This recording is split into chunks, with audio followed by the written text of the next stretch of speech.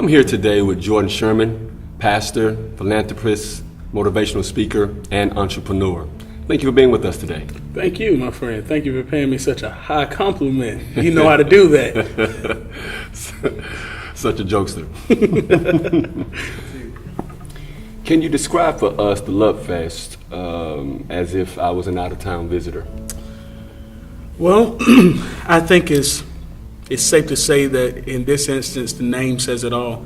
We were trying to capture something that screams family reunion. And the idea is that the people in our communities that are struggling, that are hurt, they're not just people, they're our family, you know? And Absolutely. When you come together for family, if everybody brings what they have to the table, you bring your bread, I got some ham, now we got a ham sandwich that we can share. And that's the idea.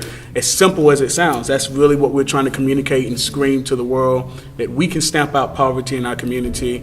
People don't have to go hungry in our community when we throw away so much. Let's just bring it. Let's bring it to the table. Let's share it. Let's distribute it among the people. So, Pastor, tell us, where did the inspiration come from to start something on this scale? Well, I've been real conscientious of where our people are. And wherever I've pastored, wherever we've had a church, it's always been a big deal for me to get out in the community and see how people are living. And when I got here to Augusta in particular, I went downtown and I did some walking around.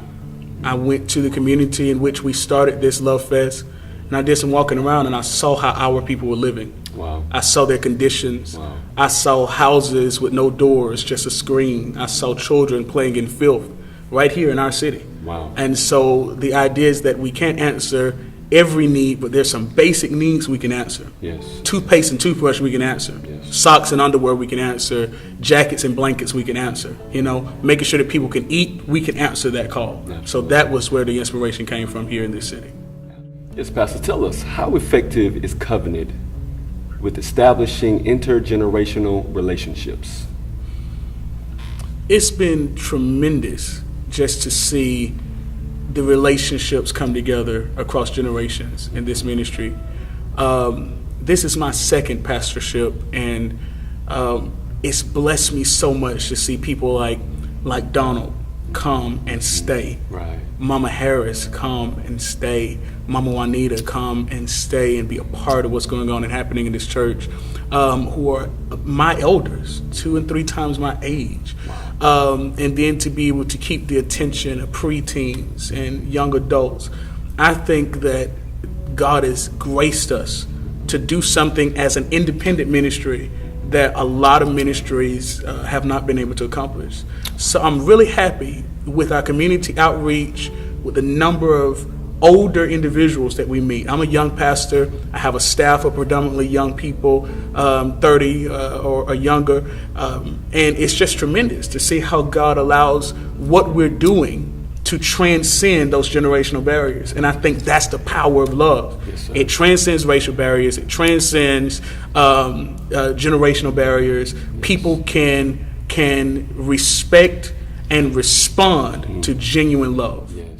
Pastor, tell us, you've been in ministry for a while now. Do you sense that there's growth in the ministry now? And if so, how is that affecting day-to-day ministry?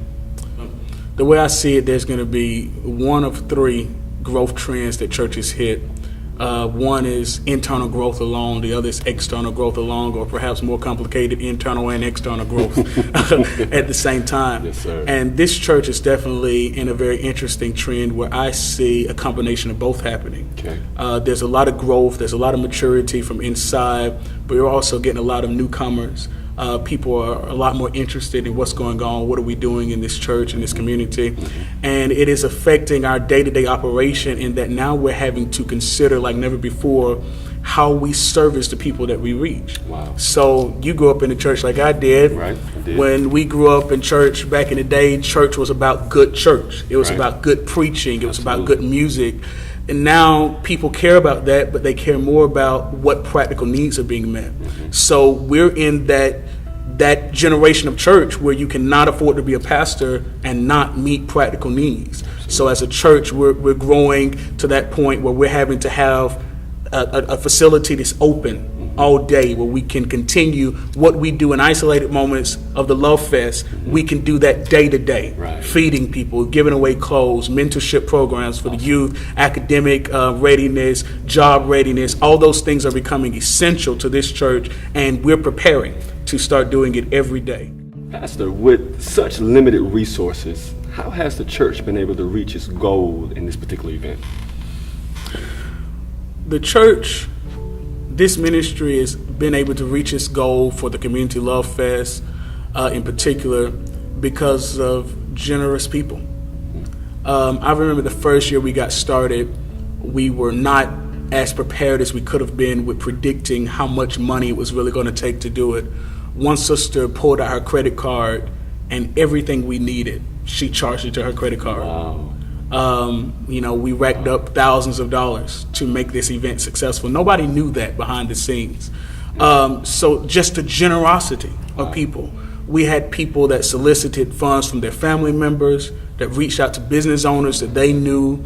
And if it was not for the community responding, our listening audience on the radio responding, we would have not been able to accomplish any of this. So with limited resources, we've only been able to reach our goal by God touching people's heart, by people believing in what we're doing, partnering with us and saying, hey, we want to see this happen. Right. Even people who had never come just heard about what we were doing and they participated. And I want to also comment on how the community, which was interesting, every single year, we've done this event 4 times now, every single year the community responds. Wow. There were people we were there to help who were bringing what they had to the table for us to distribute among the community. Yes. And I'll never forget those brothers that people would say are bombs or they're not doing anything. Every day that they saw our truck coming up, came out, helped us set up, stayed around every day, helped us break down. Absolutely. So not only from the generosity of people who are outside of the community, but we have to say it was the generosity of people in that community that helped us reach our goal as well, and that make it worthwhile. We will go back every year that the Lord allows us to because of those people.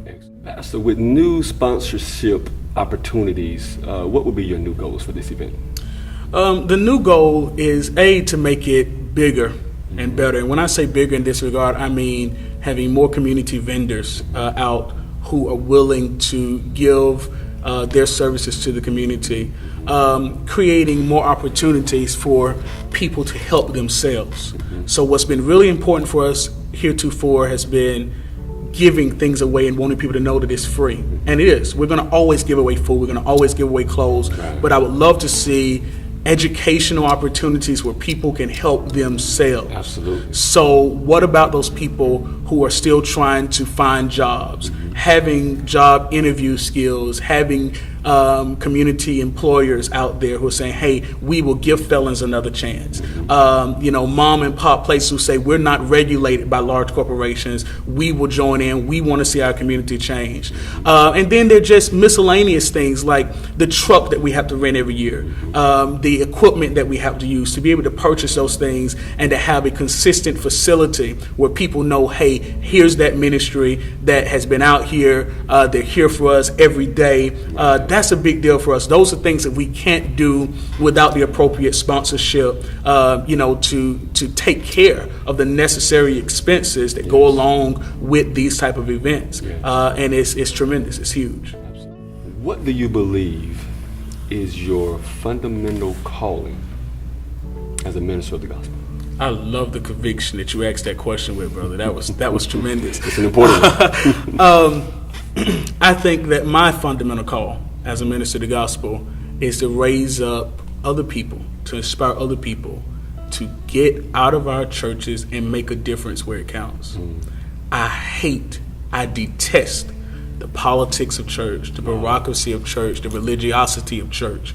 I hate all of the red tape that says you can't or can do this, while none of us are really, or I should say not enough of us, are out there where it counts, in the trenches.